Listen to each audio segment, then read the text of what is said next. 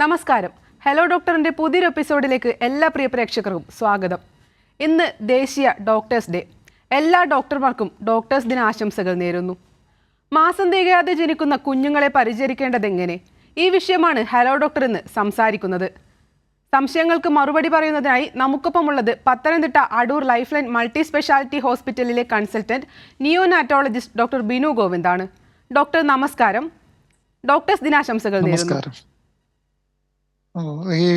ഈ ദിനത്തിൽ തന്നെ എനിക്ക് നിങ്ങളുടെ അടുത്തൊക്കെ സംവദിക്കാൻ പറ്റിയത് വലിയൊരു നല്ല കാര്യമായിട്ട് എനിക്കും തോന്നുന്നു. സന്തോഷമുണ്ട്. Okay doctor. ഡോക്ടർ, മാസം തികയാതെ ജനിക്കുന്ന കുട്ടികൾ എന്ന് പറയുന്നത് ഏതെല്ലാം കുഞ്ഞുങ്ങളെയാണ്? എത്രാമത്തെ മാസങ്ങളിൽ പിറക്കുന്ന കുഞ്ഞുങ്ങളെയാണ് ഇങ്ങനെ മാസം തികയാതെ കുഞ്ഞുങ്ങൾ എന്ന് പറയുന്നത്? നമ്മളിപ്പോൾ പ്രീടേം ബേബി കെയറിലാണ് കൂടുതലായിട്ട് കോൺസെൻട്രേറ്റ് ചെയ്യുന്നത്. കാരണം ഇപ്പോൾ നൂതനമായ ചികിത്സാ സംവിധാനങ്ങളൊക്കെ നമ്മുടെ നാട്ടിലും എത്തി തുടങ്ങിയിട്ടുണ്ട്. അതിന്റെ ഭാഗമായിട്ട് ഇപ്പോൾ പ്രീടേം ബേബി കെയർ തുടങ്ങിയിട്ടുണ്ട് കുറച്ച് നാളുകളായിട്ട്. ഇപ്പൊ 37 വീക്സിന് മുമ്പേ ജനിക്കുന്ന എല്ലാ കുട്ടികളും പ്രിമച്വർ ബർത്ത് ആയിട്ട് പറയുമെങ്കിലും 30 വീക്സിനൊക്കെ താഴോട്ട് പോകുന്തോറും കുട്ടികളെ ചികിത്സിക്കാൻ മുൻകാലങ്ങളിൽ ഒരു 10-15 കൊല്ലം മുമ്പെയൊക്കെ വളരെ ബുദ്ധിമുട്ടായിരുന്നു. പലവിധ മെഷീനുകളുടെയും ആവശ്യങ്ങൾ ഉണ്ടായിരുന്നു. എന്നാൽ ഇപ്പോൾ നമ്മുടെ നാട്ടിലും വെസ്റ്റേൺ വേൾഡിൽ കാണുന്നത് പോലെ തന്നെ നൂതനമായ ചികിത്സാ സംവിധാനങ്ങളെല്ലാം വന്നു തുടങ്ങിയിട്ടുണ്ട്. അതിന്റെ ഭാഗമായിട്ട് ഇപ്പോൾ നമ്മുടെ ഹോസ്പിറ്റലാണെങ്കിൽ 23 ആഴ്ച തൊട്ടുള്ള കുട്ടികളെ ചികിത്സിക്കുന്നുണ്ട്. 23 ആഴ്ചയും 415 ഗ്രാമുമാണ് നമ്മുടെ ലോവസ്റ്റ് ബെഞ്ച് മാർക്ക്. പക്ഷേ ചില US ചില സെന്റേഴ്സിലെ 22 വീക്സും ട്രീറ്റ് ചെയ്യുന്നതായിട്ടുണ്ട്. പക്ഷേ 23 to 37 ആണ് നമ്മൾ കേറ്റർ ചെയ്യുന്ന പോപ്പുലേഷൻ. അപ്പം any baby born before 37 weeks premature baby ആയിട്ട് പറയും. ഡോക്ടർ, ഇങ്ങനെ മാസം തികയാതെ പിറക്കുന്ന കുഞ്ഞുങ്ങൾക്ക് പ്രത്യേക പരിചരണം നൽകേണ്ട പ്രാധാന്യത്തെക്കുറിച്ച് പറയാമോ? അല്ല, ഈ കുട്ടികളെ ആരംഭത്തിലെ ചികിത്സിക്കുമ്പോൾ ഒത്തിരി വ്യത്യസ്തമായി ചികിത്സിക്കേണ്ടി വരും. ആദ്യമായിട്ട് ഇവരുടെ ഓർഗൻസ് എല്ലാം വളരെ ഇമ്മച്യൂർ ആയിരിക്കും. ഇപ്പൊ നമ്മുടെ മാസം തികഞ്ഞ ഒരു കുട്ടിയുടെ അത്രയൊന്നും വളർച്ച എത്താത്ത ശരീരഭാഗങ്ങളും ഉള്ള അവയവങ്ങളുമായിരിക്കും. അപ്പോൾ അവര് ഒരു പെട്ടെന്ന് അമ്മയുടെ വയറിലിരിക്കുമ്പോൾ അമ്മയുടെ രക്തക്കുഴലുകൾ വഴി ഓക്സിജനും ഭക്ഷണവും എല്ലാം ന്യൂട്രീഷനും എല്ലാം പോകുമ്പോൾ പെട്ടെന്ന് ബേബി പുറത്തോട്ട് വരുമ്പോൾ ഇതെല്ലാം സ്വന്തമായിട്ട് ചെയ്യേണ്ട ഒരു സാഹചര്യത്തിലോട്ട് വരുമ്പോൾ അവര് വളരെയധികം ബുദ്ധിമുട്ടിലാവും. അപ്പോൾ നമ്മൾ അവരുടെ ആവശ്യങ്ങളനുസരിച്ചിട്ട് ഓരോ അവയവങ്ങളെയും നേഴ്സ് ചെയ്യുക. ഇതാണ് ബേസിക്കലി ഒരു പ്രീമച്വർ എക്സ്ട്രീം പ്രീടേം ബേബി കെയറിൽ ചെയ്യുന്നത്. അപ്പോൾ മിക്കവാറും എല്ലാ കുട്ടികൾക്കും നല്ല ശ്വാസം മുട്ടുണ്ടാവും. അപ്പം മേ ബി വെന്റിലേഷനോ അല്ലെങ്കിൽ അതിന് താഴെയുള്ള CPAP കെയറോ അത് ആ സാഹചര്യങ്ങളനുസരിച്ചും ഓരോ ബേബിയെ ഡിപ്പെൻഡ് ചെയ്തുമാണ് തീരുമാനിക്കുന്നത്. അതുപോലെ ഹൃദയം എന്നൊക്കെ പറയുമ്പോൾ ഒരു സൈസ് നമ്മൾ എക്സ്പെക്ട് ചെയ്യുന്നുണ്ട് ഒരു ടേം ബേബിയുടെ ഹാർട്ടിന്. പക്ഷെ ഒരു എക്സ്ട്രീം പ്രീടേം ബേബിയുടെ ഹാർട്ട് വളരെ ചെറുതായിരിക്കും. അപ്പൊ അതിന്റെ മസിൽ ഫൈബേഴ്സ് ഒക്കെ വളരെ ഇൽ ഡെവലപ്ഡ് ആയിരിക്കും. അപ്പം ബ്ലഡ് പമ്പ് ചെയ്യാനുള്ള കഴിവ് കുറവായിരിക്കും. BP മെയിൻറ്റെയിൻ ചെയ്യാൻ ചിലപ്പോൾ മെഡിസിൻസ് കൊടുക്കേണ്ടി വരും. ഇതുപോലെ തന്നെ നമ്മുടെ ശരീരത്തിലെ മോശം പദാർത്ഥങ്ങൾ അമ്മയുടെ വയറിൽ കിടക്കുമ്പോൾ ഇതെല്ലാം അമ്മയാണ് റിമൂവ് ചെയ്യുന്നത് പ്ലാസന്റ വഴി, രക്തക്കുഴലുകൾ വഴി. പക്ഷെ ഒരു കുഞ്ഞ് പുറത്തോട്ട് വന്ന കുഞ്ഞ് സ്വയം കുഞ്ഞിന്റെ വൃക്ക വഴി മൂത്രത്തിലൂടെ കളയണം. അപ്പോൾ വൃക്കയൊന്നും വളർന്നു കാണത്തുമില്ല ആവശ്യത്തിന്. അപ്പം അതിനുള്ള ബുദ്ധിമുട്ടുകൾ കുഞ്ഞിനുണ്ടാവാം. ഭക്ഷണം കൊടുക്കുമ്പോൾ ദഹന പ്രക്രിയ പൂർണ്ണമായിട്ടും എൻസൈംസും എല്ലാം ഒന്നും ആയി കാണത്തില്ല. അപ്പം പാല് കൊടുക്കുമ്പോൾ ദഹന പ്രക്രിയയിൽ ബുദ്ധിമുട്ടുകൾ വരാം. ഇതെല്ലാം ഇങ്ങനെ ഓരോ അവയവങ്ങളും ഒരു ഇൻഎഫിഷ്യന്റ് ആയിരിക്കും. അപ്പൊ അവരുടെ എഫിഷ്യൻസിയുടെ ഇതനുസരിച്ച് നമ്മൾ നേഴ്സ് ചെയ്യുക. ഓരോ ബേബിയും ഒരേപോലെ ആയിരിക്കത്തില്ല ചികിത്സിക്കുന്നത്. ചില കുട്ടികൾക്ക് ശ്വാസം മുട്ടായിരിക്കും കൂടുതൽ. ചില കുട്ടികൾക്ക് നമ്മൾ പ്രതീക്ഷിക്കുന്നത്ര ബുദ്ധിമുട്ടുകൾ കാണൂല. തലച്ചോറിൽ ചിലപ്പോൾ രക്തസ്രാവമായിരിക്കാം. അപ്പൊ ഓരോ ആവശ്യകത അല്ലെങ്കിൽ ഓരോ രീതികളും വീക്സും വെയിറ്റും ഒക്കെ വെച്ചിട്ട് ഒരു ചികിത്സാ സംവിധാനം ഡെവലപ്പ് ചെയ്തെടുക്കുക. അതാണ് ബേസിക്കലി ഒരു ചലഞ്ചിങ് ആയിട്ട് ഈ ഫീൽഡിലുള്ള. ഡോക്ടർ, ഇങ്ങനെയുള്ള കുഞ്ഞുങ്ങൾക്ക് ജനിച്ചയുടനെ ഉണ്ടാകുന്ന ആരോഗ്യ പ്രശ്നങ്ങൾ എന്തൊക്കെയാണ്? ആദ്യമേ തന്നെ കാണുമ്പോൾ പൊതുവെ ഇവര് ശ്വാസം എടുക്കത്തില്ല. ഇപ്പൊ മാസം തികഞ്ഞ 3 കിലോ ഉള്ള കുഞ്ഞിന്റെ അടുത്ത് എപ്പോഴും പ്രസവിച്ച ഉടനെ കരച്ചിൽ കേട്ടു എന്ന് പറയും. അത് നമ്മൾ ഉദ്ദേശിക്കുന്നത് ശ്വാസം എടുക്കാണ്. ആദ്യത്തെ ബ്രത്താണ് ഈ കരച്ചിൽ എന്ന് പറയുന്നത്. അപ്പൊ ഈ ചെറിയ കുട്ടികളൊന്നും ഈ 3/4 കിലോ അല്ലെങ്കിൽ 500 ഗ്രാമുള്ള ബേബീസ് ഒന്നും അങ്ങനെ കരയത്തൊന്നുമില്ല. അപ്പം നമുക്ക് അത് നമ്മൾ ആന്റിസിപ്പേറ്റ് ചെയ്യുന്നുണ്ടാവും. ബേസിക്കലി തീരെ വീക്ക് ക്രൈ അല്ലെങ്കിൽ നോ ക്രൈ ആയിരിക്കാം. അത് കൂടാതെ ഒന്ന് ഒന്ന് പിന്നെ നമ്മൾ ചിലപ്പോൾ ഒന്ന് സ്റ്റിമുലേറ്റ് ചെയ്തിട്ട് കരച്ചിൽ തുടങ്ങിയാലും നല്ല ശ്വാസം മുട്ട് വന്നേക്കാം. അപ്പൊ ആദ്യം തന്നെ നമ്മൾ അവരുടെ റെസ്പിറേറ്ററി ഇതാണ് അഡ്രസ്സ് ചെയ്യേണ്ടത്. ഇപ്പം ഓക്സിജന്റെ അളവ് കുറയുകയാണെങ്കിൽ ഓക്സിജൻ കൊടുക്കുകയും, തീരെ കുറയുകയാണെങ്കിൽ കുഞ്ഞിന് സ്വന്തമായിട്ട് ഈ കൊടുക്കുന്ന ഓക്സിജൻ വലിച്ച് രക്തത്തിലെ ഓക്സിജൻ മെയിൻറ്റെയിൻ ചെയ്യാൻ പറ്റുന്നില്ലെങ്കിൽ മെഷീൻസിന്റെ ഉപയോഗവും വേണ്ടി വരും, വെന്റിലേറ്റർ ആ രീതിയിൽ. അപ്പൊ ആദ്യം അതൊന്ന് സ്റ്റെബിലൈസ് ചെയ്യുക. രണ്ടാമത് ഈ കുട്ടിയുടെ ടെമ്പറേച്ചർ മെയിൻ്റനൻസ് വളരെ ഇമ്പോർട്ടൻ്റ് ആണ്. കാരണം പെട്ടെന്ന് ചൂടും തണുപ്പുകളും അവരെ ബാധിക്കും. നമ്മുടെ പോലത്തെ ഒരു പ്രൊട്ടക്റ്റീവ് ഒരു സബ്ക്യൂട്ടേനിയസ് ടിഷ്യൂ അങ്ങനെയൊന്നും കാണത്തില്ല. അപ്പോഴിവർ പെട്ടെന്ന് നമ്മൾ അവരൊരു ഇൻക്യുബേറ്ററിലോട്ട് മാറ്റുക. ഇപ്പൊ ലേബർ റൂമിൽ നിന്നാണെങ്കിൽ ഒരു ട്രാൻസ്പോർട്ട് ഇൻക്യുബേറ്റർ വഴി നഴ്സറിയിലോട്ട് കൊണ്ടുവരികയും NICUവിൽ ഒരു ഇൻക്യുബേറ്ററിൽ കിടത്തുകയും അപ്പൊ ടെമ്പറേച്ചറും ഒക്കെ നമുക്ക് കുറച്ചുകൂടെ ബെറ്റർ ആയിട്ട് കൺട്രോൾ ചെയ്യാൻ പറ്റും. സ്പെഷ്യലൈസ്ഡ് അവരുടെ കവറിങ് ഒക്കെ ഉണ്ട്. ആദ്യം ഡെലിവറി ചെയ്യുമ്പോൾ ഇടേണ്ട ഒരു പ്ലാസ്റ്റിക് അല്ലെങ്കിൽ പോളിയെത്തിലീൻ കവറിങ് ഉണ്ട്. പിന്നെ ഈ പറഞ്ഞതുപോലെ മറ്റു കാര്യങ്ങൾ, ഇപ്പൊ ഡ്രിപ്പ് എന്തായാലും ഇടണം. മോസ്റ്റ്ലി ഒരു സെൻട്രൽ ലൈൻ ഇടേണ്ടി വരും. കാരണം നമുക്ക് കുറച്ച് നാള്, മേ ബി ഒരു അപ് ടു 1 വീക്ക്, തീരെ സിക്ക് ബേബീസ് ആണെങ്കിൽ ചിലപ്പം 10-14 ദിവസം വരെയൊക്കെ ഡ്രിപ്പും ന്യൂട്രീഷനും ഒക്കെ കൊടുക്കേണ്ടി വന്നേക്കാം. അപ്പോഴവർക്ക് അതിനനുസരിച്ചിട്ടുള്ള ഒരു ലൈൻ ഇടേണ്ടി വരും. പിന്നെ ചെറുതായിട്ട് പാല് ട്യൂബിലൂടെ കൊടുക്കുക. പിന്നെ ഇപ്പൊ നേരത്തെ ഞാൻ സൂചിപ്പിച്ചതുപോലെ രക്തോട്ടം കുറവൊക്കെയാണ്, BP ഫ്ലോ ഉണ്ടെങ്കിൽ അതിന്റെ മെഡിസിൻസ് കൊടുക്കുക. ഇടയ്ക്കിടയ്ക്ക് മോണിറ്റർ ചെയ്ത് പോവുക. ഓരോ ബേബിയും ഡിഫറെന്റ് ആണ്. അപ്പൊ നമ്മൾ ഏത് ബേബിയാ കൂടുതൽ ഏത് ആവശ്യം വരുന്നത് അവർക്ക് അതിനനുസരിച്ചിട്ടുള്ള കെയർ കൊടുക്കുക. അതാണ് നമ്മൾ ചെയ്യേണ്ടത്. ഡോക്ടർ, ഈ കുഞ്ഞുങ്ങൾക്കുള്ള നൂതന ചികിത്സാ സംവിധാനങ്ങൾ എന്തൊക്കെയാണ്? അതുപോലെ എത്ര ആഴ്ച വരെ പ്രായമുള്ള കുഞ്ഞുങ്ങൾക്ക് ചികിത്സയും പരിചരണവും നൽകാനാവും? ഇത് നമ്മളെ ഡിപ്പെൻസ്. ഇപ്പം നമ്മൾ ഈ പ്രീടേം കെയർ എന്ന് പറയുമ്പോൾ വളരെ ലൂസ്ലി യൂസ്ഡ് ടേം ആണ്. ഇപ്പം 37 വീക്സിന് താഴെ പ്രീടേം കെയർ തുടങ്ങും. അപ്പം നമ്മൾ ചില ഹോസ്പിറ്റൽസ് വെന്റിലേഷൻ അത്രയ്ക്ക് എക്വിപ്ഡ് അല്ലാത്ത ഹോസ്പിറ്റൽ മേ ബി എക്സ്ട്രീം പ്രീടേംസിന് എടുക്കത്തില്ല. അപ്പം നമ്മുടെ ഹോസ്പിറ്റലിന്റെ ആ ഒരു ബാക്കപ്പ് പോലെ ഇരിക്കും നമ്മുടെ പ്ലാൻസ്. ഇപ്പം ഒത്തിരി മെഷീൻസും ഒത്തിരി അനുഭവ സമ്പത്തുള്ള ഡോക്ടർമാരും നഴ്സുമാരും ഉള്ള സ്ഥലത്ത് നമ്മുടെ നാട്ടിലെ ഇപ്പൊ ഏറ്റവും കുറഞ്ഞ ചികിത്സ 23-24 ആഴ്ച തൊട്ടാണ് തുടങ്ങുന്നത്. നമ്മൾ മനസ്സിലാക്കേണ്ടത് ഈ എല്ലാ കുട്ടികളെയും നമുക്ക് കിട്ടണമെന്നില്ല. അപ്പൊ നമ്മൾക്ക് ചികിത്സിച്ച് വരുമ്പോൾ നമുക്ക് ഓരോ കുട്ടികളുടെയും അവയവങ്ങൾ എന്തുണ്ട് അതിന്റെ ബാക്കിയെ നമുക്ക് കോൺട്രിബ്യൂട്ട് ചെയ്യാൻ പറ്റത്തുള്ളൂ. ഇപ്പൊ തീരെ മോശമായിട്ടുള്ള ഒരു ലങ്സോ അല്ലെങ്കിൽ തീരെ വീക്കായിട്ടുള്ള ഒരു ഹാർട്ടോ ആണെങ്കിൽ നമ്മൾ മെഡിസിൻസാലോ മെഷീൻസാലോ ചെയ്യുന്നതിന് പരിമിതികൾ ഉണ്ടാവും. എന്നിരുന്നാലും നമ്മൾ ആസ് സ്മോൾ ആസ് ഞാൻ നേരത്തെ സൂചിപ്പിച്ചതുപോലെ നമ്മുടെ ഹോസ്പിറ്റലിൽ 415 ഗ്രാമാണ് നമ്മുടെ ബെഞ്ച് മാർക്ക്.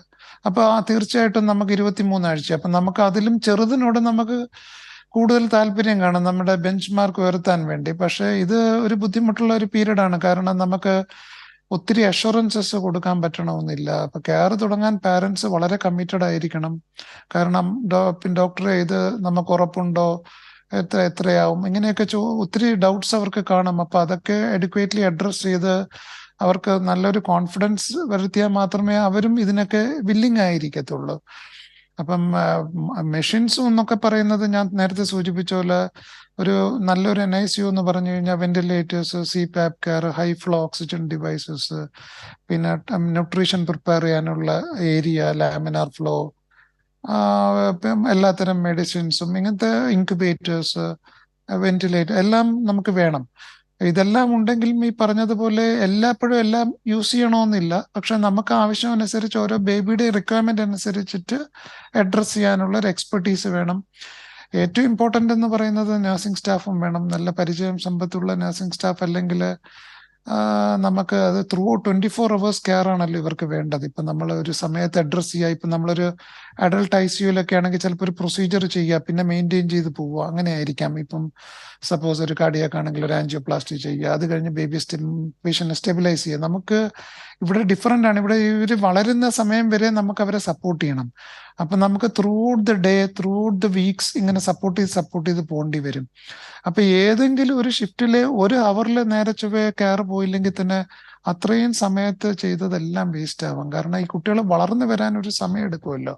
അത്രയും സമയം നമുക്ക് നന്നായിട്ട് നോക്കാനുള്ള ഒരു പരിചയസമ്പന്നമായിട്ടുള്ള ഒരു നഴ്സുമാരും ഡോക്ടർമാരും വേണമെന്നുള്ളതാണ് ഇതിന്റെ ഏറ്റവും ബുദ്ധിമുട്ടുള്ള ഒരു ഭാഗം. ഡോക്ടർ, ഈ കുഞ്ഞുങ്ങളെ എങ്ങനെയാണ് പരിചരിക്കേണ്ടത്? NICUവിൽ ഇവർക്ക് തുടക്കത്തിൽ നൽകേണ്ട പരിചരണവും ചികിത്സയും എന്തൊക്കെയാണ്? ആദ്യമായിട്ട് ഞാൻ സൂചിപ്പിച്ചിരുന്നത് പോലെ നമ്മള് ലേബർ റൂമിൽ നിന്ന് കൊണ്ടുവരുന്നത് തന്നെ ഒരു ഇൻക്യുബേറ്ററിലായിരിക്കും, ട്രാൻസ്പോർട്ട് ഇൻക്യുബേറ്ററിൽ. NICUവിൽ വന്നാൽ ഉടനെ തന്നെ ഈ ഇൻക്യുബേറ്ററിലോട്ട് മാറ്റണം. NICUവിൽ വേറെ ഒരു ഇൻക്യുബേറ്റർ കാണും, ഒരു വലിയ ഇൻക്യുബേറ്റർ കാണും. അത് മാറ്റിയതിന് ശേഷം വളരെ സ്റ്റെറൈലായിട്ടാണ് കാര്യങ്ങൾ ചെയ്യേണ്ടത്. ഇപ്പം ബേബിയുടെ ബ്രീതിങ് ഇഷ്യൂസ് ഉണ്ടെങ്കിൽ ലേബർ റൂമിൽ നിന്ന് മാറ്റുമ്പോൾ തന്നെ ഓക്സിജനോ അല്ലെങ്കിൽ എൻഡോട്രക്കിയൽ ട്യൂബോ അല്ലെങ്കിൽ ഹൈ ഫ്ലോ ഓക്സിജൻ ഡിവൈസോ CPAP കെയറോ ഒക്കെ ഇനീഷ്യേറ്റ് ചെയ്തിട്ടായിരിക്കും മാറ്റുന്നത്. അപ്പൊ ഈ ഇൻക്യുബേറ്ററിന്റെ മുകളിൽ തന്നെ നമ്മൾ ഓക്സിജൻ ചെയ്യേണ്ട കാര്യങ്ങൾ ചെയ്ത് കാണും. അത് നേരെ NICUവിലോട്ട് വന്നു കഴിഞ്ഞ് NICUവിൽ തന്നെ നമ്മൾ ആ ബിഗർ എക്യുപ്മെന്റ് റെഡിയാക്കി വെക്കുകയും ആ എക്യുപ്മെന്റിലോട്ട് ഘടിപ്പിക്കുകയും ചെയ്യണം. ഇപ്പോൾ സപ്പോസ് നമ്മൾ ഓക്സിജൻ എൻഡോട്രക്കിയൽ ട്യൂബ് വഴി കൊടുക്കുകയാണെങ്കിൽ വെന്റിലേറ്റർ സജ്ജമായി വെച്ച് കാണും. ഇപ്പം ആ ഒരു ബേബി വരുമ്പോൾ തന്നെ നേരെ ഇൻക്യുബേറ്ററിലോട്ട് മാറ്റിയിട്ട് ഈ വെന്റിലേറ്ററിലോട്ട് ഘടിപ്പിക്കുക. അപ്പൊ ഓക്സിജന്റെ കാര്യം അങ്ങനെ നമ്മൾ തീർപ്പാക്കുക. പിന്നെ നമുക്ക് ഇമ്മീഡിയറ്റ്ലി ചെയ്യേണ്ടത് ഫ്ലൂയിഡ് ഇടുക എന്നുള്ളതാണ്. അല്ലെങ്കിൽ മെഡിസിൻ കൊടുക്കാൻ ഇൻട്രാവീനസ് ആക്സിസ് വേണം. ഇൻട്രാവീനസ് ആക്സിസ് കിട്ടാൻ ചെറിയ ബേബീസിന് നമ്മൾ ഉദ്ദേശിക്കുന്ന പോലെ അത്ര എളുപ്പമായിരിക്കില്ല IV ലൈൻസ് ഇടാൻ. ഇട്ട് കഴിഞ്ഞാൽ അതുവഴി കൊടുക്കുക. ഇല്ലെങ്കിൽ നമ്മളൊരു സെൻട്രൽ ലൈൻ ഉപയോഗിക്കുക. അംബ്ലിക്കൽ കത്തീറ്റർ എന്ന് പറയും. അംബ്ലിക്കൽ ലൈൻ വഴി, പൊക്കിള് വഴിയാണ് കൂടുതലായിട്ടും ഇങ്ങനത്തെ കുട്ടികളെ മാനേജ് ചെയ്യുന്നത്. അല്ലെങ്കിൽ പെരിഫറി വഴിയും സെൻട്രൽ ലൈൻസ് ഇടാവുന്നതാണ്.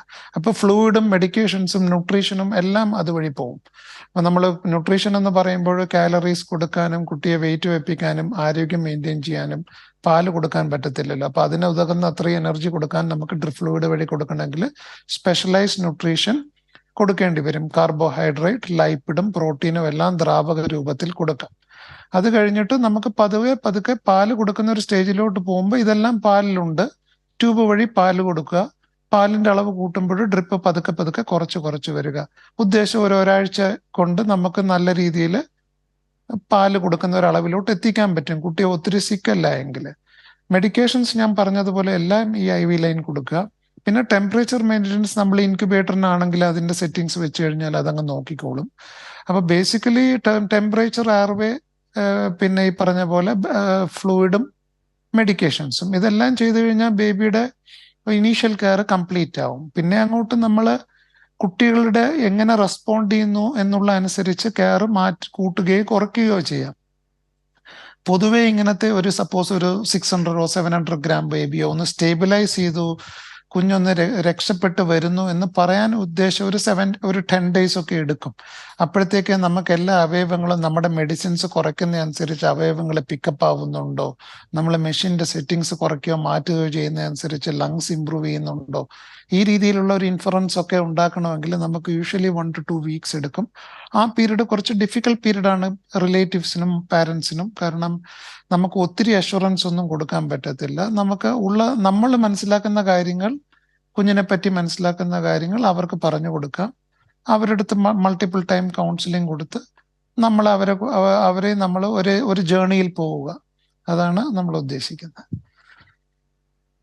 ഡോക്ടർ, എന്താണ് kangaroo mother care? Kangaroo mother care എന്ന് പറയുന്നത് പൊതുവെ ഈ സൗത്ത് അമേരിക്കയിലൊക്കെ സ്റ്റാർട്ട് ചെയ്തതാണ്. ബേസിക്കലി ഒരു അമ്മയുടെ ചൂട് കുഞ്ഞിന് കൊടുക്കുക എന്നുള്ളതാണ്. അപ്പം പണ്ടൊക്കെ ഈ ഗാഡ്ജറ്റ്സിന്റെ ഒക്കെ കുറവ്, ഈ പറയുന്ന വാമേഴ്സ്, ഇതൊക്കെ ഇപ്പോൾ ഉള്ളതാണ്. അപ്പം ഒരു 10-30 കൊല്ലം മുമ്പ് ഇതൊന്നും ഇല്ലാത്തൊരു കാലഘട്ടത്തിൽ കുഞ്ഞുങ്ങൾക്ക് ചൂട് കൊടുക്കാൻ വേണ്ടിയിട്ട് അമ്മയുടെ ദേഹത്തോട്ട് ചേർത്ത് വെക്കുന്നതാണ് കാങ്കരൂ മദർ കെയർ എന്ന് പറയുന്നത്. ഇപ്പൊ കാങ്കരൂളെ പോലെ കുഞ്ഞുങ്ങളെ കൊണ്ട് നടക്കുക എന്നുള്ളത്. അങ്ങനെ കൊടുക്കുമ്പോൾ അതിന് ഒരുപാട് പോസിറ്റീവ് ബെനിഫിറ്റ്സ് ഉണ്ട്. യൂഷ്വലി ഒരു 1.5 kg മേലിലുള്ള കുട്ടികളാണ് ഇത് ചെയ്യുന്നത്. തീരെ ചെറിയ കുട്ടികൾക്ക് അത് ചെയ്ത് കഴിയുമ്പോൾ ചിലപ്പോൾ ശ്വാസതടസ്സം വരികയും ബുദ്ധിമുട്ടുകൾ വരികയും ചെയ്യും. അവരുടെ കെയറിന് എഫക്റ്റഡ് ആവും. അപ്പൊ ഈ നമ്മൾ ആദ്യം പറഞ്ഞ സീരിയസ് ഇഷ്യൂസ് ഒക്കെ കഴിഞ്ഞ് കുട്ടികളെ മെഷീനൊക്കെ മാറ്റി ഇനി പിന്നെ വെയിറ്റ് ഒക്കെ വെച്ച് തുടങ്ങി പാല് മാത്രം കൊടുക്കുന്ന ഒരു ലെവലിലോട്ട് എത്തി ഒരു 1.5 kilo ഒക്കെ എത്തിക്കഴിയുമ്പോൾ നമുക്ക് അമ്മമാരുടെ കയ്യിലോട്ട് NICUവിൽ തന്നെ ഒരു കസേലയിട്ട് കുട്ടികളുടെ സൈഡിൽ ഇരുത്തിയിട്ട് ഈ ബേബീനെ നമുക്ക് വാമർന്ന് എടുത്തിട്ട് അമ്മമാരുടെ ദേഹത്തോട്ട് ചേർത്ത് വെക്കുന്ന ഒരു രീതിയാണ് കാങ്കരൂ മദർ കെയർ. അപ്പൊ അമ്മമാരുടെ ചൂട് വരികയും ചെയ്യും. ഇത് അവർ തമ്മിലുള്ള ബോണ്ടിങ് ബെറ്റർ ആണെന്നാണ് സ്റ്റഡീസ് പറയുന്നത്. അത് അപ്പോൾ ഒബ്വിയസ്ലി അമ്മമാര് ക്ലീൻ ആയിരിക്കണം, നമ്മൾ ഇൻഫെക്ഷൻസ് ഒന്നും വരരുത്. അപ്പൊ അതൊരു മ്യൂച്വലി ബെനിഫിഷ്യൽ, കുട്ടികൾക്കും കംഫർട്ടബിൾ ആണ്. അമ്മമാർക്ക് കുറച്ച് സെൽഫ് അഷുറൻസ് കൂടും, ലാക്ടേഷൻ ബെറ്റർ ആവും. കുട്ടി പിന്നെ അതൊരു 2 കിലോസ് ഒക്കെ ആകുമ്പോൾ അതങ്ങ് ഡിസ്കണ്ടിന്യൂ ചെയ്യുന്ന ഒരു രീതിയാണ്. അപ്പോൾ ഇത് എക്സ്ട്രീം പ്രീടേം കെയറിനോ അല്ലെങ്കിൽ ലെസ് ദാൻ 1.5 kgക്കോ ഇത് അത്ര അഡ്വൈസബിൾ അല്ല. കാരണം ആ ബേബീസ് സിക്ക് ആയിരിക്കും. അപ്പോൾ ആ സമയത്ത് നമുക്ക് ഇതിലേക്ക് ശ്രദ്ധ കൊടുക്കാൻ പറ്റില്ല. ഇത് സ്റ്റേബിൾ ബേബീസിന് ചെയ്യുന്ന ഒരു കാര്യമാണ്. അത് സയന്റിഫിക്കലി പ്രൂവൺ ആണ്, ബെറ്റർ ആണെന്നുള്ളത്. അതുകൊണ്ട് ഇപ്പൊ എത്രയും ഗാഡ്ജറ്റ്സ് വന്നിട്ടുണ്ടെങ്കിലും അത് ഇപ്പോഴും NICU പ്രാക്ടീസിലോട്ട് അതും ഇപ്പം എടുത്തിട്ടുണ്ട്. ഡോക്ടർ, മാസം തികയാതെ പിറക്കുന്ന കുഞ്ഞുങ്ങൾക്ക് മുലപ്പാൽ കുടിക്കാൻ ബുദ്ധിമുട്ടാണല്ലോ. എങ്ങനെ ഇവർക്ക് ആവശ്യമായ മുലപ്പാൽ നൽകാനാവും? ഇങ്ങനെ മുലപ്പാൽ നൽകുമ്പോൾ ശ്രദ്ധിക്കേണ്ട കാര്യങ്ങൾ എന്തൊക്കെയാണ്? മുലപ്പാല് ഇപ്പം ഒന്നാമത് ഈ മാസം തികയാത്ത കുട്ടികളെ പെട്ടെന്ന് പ്രസവിക്കുന്നതാകുമ്പോൾ അമ്മമാർക്ക് പാലിന്റെ ഒരു കുറവ് മിക്കവാറും കാണും. ടേം ബേബീസിന്റെ മദേഴ്സിനെ പോലെ മിൽക്ക് ഒന്നും കാണത്തില്ല. എന്നാലും കിട്ടുന്നത് കൊടുക്കണം. കാരണം അതിനകത്ത് ഇമ്യൂണോഗ്ലോബുലിൻ ആന്റിബോഡീസ് ഒക്കെ ഒരുപാടുണ്ട്.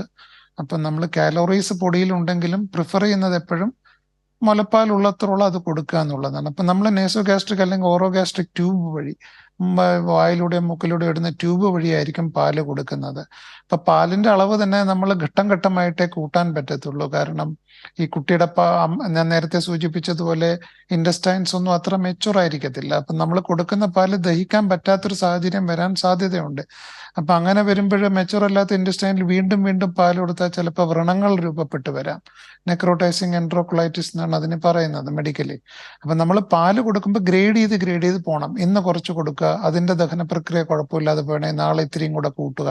അങ്ങനെ കൂട്ടി അറൌണ്ട് 1 വീക്ക് ഒക്കെ ആകുമ്പോഴേക്കും വലിയ കുഴപ്പമില്ലാത്ത കുട്ടികളെ നമുക്ക് ഫ്ലൂയിഡിൽ നിന്ന് മാറ്റാൻ പറ്റും.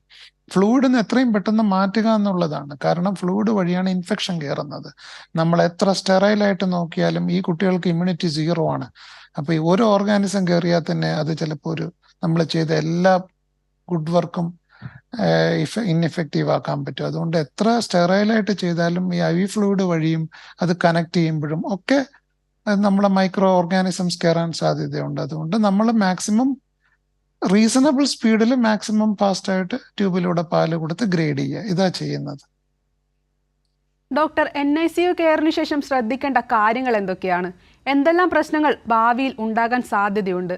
അതുപോലെ ശാരീരിക വളർച്ചയും ബുദ്ധി വളർച്ചയും സാധാരണ കുഞ്ഞുങ്ങളെ പോലെ ആകുമോ?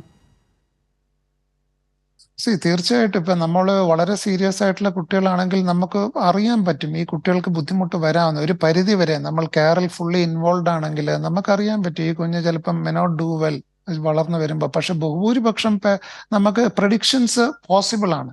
ഇപ്പൊ ഒത്തിരി ബാഡായിരുന്നു, ഒത്തിരി ഹാർട്ടിന് ഉള്ള പമ്പിങ് ചെയ്തു, ഒത്തിരി മെഡിസിൻസ് കൊടുത്തു, ബ്രെയിനിൽ ബ്ലീഡ് ഡെവലപ്പ് ചെയ്യുന്നു, ഇങ്ങനത്തെ പിള്ളേർക്ക് ചിലപ്പോൾ ഒരു ഡിലേ ഉണ്ടാവും. അതുകൊണ്ട് ഈ ഫോളോ അപ്പ് കെയർ വളരെ അത്യാവശ്യമാണ് ഈ പ്രായത്തിലുള്ള കുട്ടികൾക്ക്. അത് യൂഷ്വലി നമ്മളൊക്കെ പൊതുവെ കുട്ടി നടക്കുന്നത് വരെ ഫോളോ അപ്പ് ചെയ്യുക എന്നുള്ള രീതിയാണ്. അപ്പോൾ 1-1.5 വയസ്സ് വരെ ഫോളോ അപ്പ് ചെയ്യുക. അപ്പൊ ഈ കുട്ടികളെ ഓരോ മൈൽ സ്റ്റോൺസ് ഡെവലപ്പ് ചെയ്യുന്ന സമയത്തനുസരിച്ച് നമ്മൾ വിളിക്കുക. ഇവരെ ഗ്രോത്തും ഡെവലപ്മെന്റും ഫോളോ ചെയ്യുക. ഇവർ വെയിറ്റ് വെക്കുന്നുണ്ടോ, ഇവർ ബുദ്ധി വെക്കുന്നുണ്ടോ. അപ്പൊ ഈ ബുദ്ധി വെക്കുന്ന പീരിയഡ്സ് നമുക്കറിയാം. ഒന്ന് വെച്ചാൽ ഇപ്പൊ ഒഴുക്ക് പറയുകയാണെങ്കിൽ 2 മാസം തികഞ്ഞ ഒരു കുട്ടിക്ക് 2 മന്ത്സിനകത്ത് ചിരിക്കണം മുഖത്ത് നോക്കിയിട്ട്, 5 മാസം ആകുമ്പോഴേക്കും കമന്ന് വീണ് തല ഉറക്കണം, 8 മാസം ആകുമ്പോൾ ഇരിക്കണം, 1 വയസ്സാകുമ്പോൾ നിൽക്കണം. അപ്പൊ ഈ ഒരു മൈൽ സ്റ്റോൺസ്, ഈ മേജർ മൈൽ സ്റ്റോൺസ് ഗെയിൻ ചെയ്യുന്നുണ്ടോ എന്ന് അറിയാനും എന്തെങ്കിലും ഒരു ഡിലേ ഉണ്ടെങ്കിൽ അത് അഡ്രസ് ചെയ്യുക. നേരത്തെ ഒരു ഫിസിയോതെറാപ്പി ഒക്കെ ചെയ്ത് ഒരു പരിധി വരെ ലിമിറ്റ് ചെയ്യുക. പിന്നെ അതിന്റെ കൂടെ തന്നെ വളരെ ഇമ്പോർട്ടന്റ് ആയിട്ടുള്ള കാഴ്ചയുടെ ROP എന്ന് പറയും, റെറ്റിനോപ്പതി ഓഫ് പ്രിമച്യൂരിറ്റി, അത് നമ്മളിപ്പോ ഇൻഹൗസ് NICUവിൽ നിൽക്കുമ്പോൾ തന്നെ അത് അഡ്രസ് ചെയ്യുക. ആവശ്യമുള്ള കെയർ അപ്പോഴേ കൊടുക്കുകയും തുടർ ചികിത്സ OPയിൽ വേണമെങ്കിൽ കൊടുക്കുകയും ചെയ്യുക. ഹിയറിംഗ് അനലൈസ് ചെയ്യുക. കെയർ നമ്മൾ ഹിയറിംഗിന് ഫസ്റ്റ് 6 months വലുതായിട്ട് കൊടുക്കണ്ടെങ്കിലും നമ്മൾ അറ്റ്ലീസ്റ്റ് നമ്മൾ മനസ്സിലാക്കി വെക്കുക കുഞ്ഞിന് കേൾവി ഉണ്ടെന്നോ ഇല്ലെന്നോ ഉള്ളത്. അപ്പൊ ഇതെല്ലാം ഒത്തുപോകണം. കാരണം നമുക്ക് വേണ്ടത് ഒരു വയസ്സോ അല്ലെങ്കിൽ 1.25 വയസ്സാകുമ്പോൾ നടന്നു പോകുന്ന ഒരു കുഞ്ഞിനെയാണ്. അപ്പൊ നമ്മൾ ഏതൊരു കുഞ്ഞിനെയും 400, 500, 600 ഗ്രാം ഒക്കെ കാണുമ്പോൾ നമ്മൾ അത്രത്തോളം ഒന്നും ചിന്തിക്കില്ലെങ്കിലും നമ്മൾ നോക്കി. സമയക്കുറവ് മൂലം ഞാനൊന്ന് ഇടപെടുകയാണ്. മാസം തികയാതെ ജനിക്കുന്ന കുഞ്ഞുങ്ങളെ പരിചരിക്കേണ്ടത് എങ്ങനെ? ഈ വിഷയമാണ് ഹലോ ഡോക്ടർ ഇന്ന് സംസാരിച്ചത്. സംശയങ്ങൾക്ക് മറുപടി തന്നത് Pathanamthitta Adoor life line multi speciality ഹോസ്പിറ്റലിലെ കൺസൾട്ടന്റ് നിയോനാറ്റോളജിസ്റ്റ് ഡോക്ടർ ബിനു ഗോവിന്ദാണ്. നന്ദി ഡോക്ടർ. ഹലോ ഡോക്ടറിന്റെ ഇന്നത്തെ സമയം ഇവിടെ അവസാനിക്കുകയാണ്. നമസ്കാരം.